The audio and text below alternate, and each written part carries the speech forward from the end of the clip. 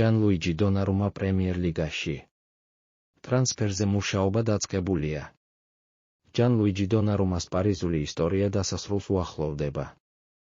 როგორც მოგეხსენებათ, ლუის ენრიკეს გადაწყვეტილებით იტალიელი მეკარე სუპერთასის ფინალს გამოტოვებს. ამით კიდევ ერთხელ დადასტურდა, რომ ესპანელი მწვრთნელისთვის 26 წლის მეკარე ხელშეუხებელი ნამდვილად აღარაა.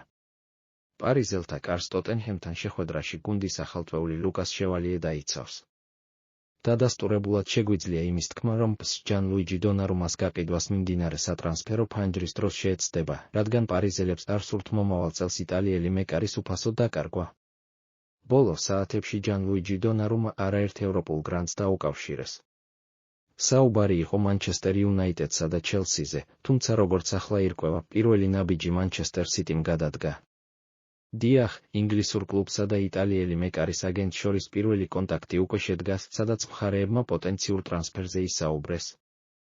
იმის მიუხედავად, რომ მანჩესტერ სიტიმ ჯეიმს ტრაფორდი დაიმატა, როგორც ჩანს პეპ გვარდიოლას ჯან-ლუიჯი დონარუმას ყიდვა მაინც სურს.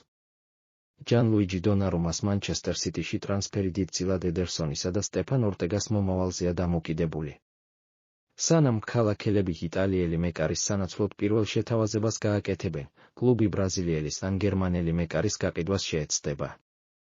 თუმცა ერთ რამ ფაქტია, სიტიში 26 წლის კარის დარაჯის დამატებას სერიოზულად განიხილავენ და უახლოეს დღეებში ამ პოტენციურ ტრანსფერთან დაკავშირებით უფრო მეტი ინფორმაცია გახდება ცნობილი.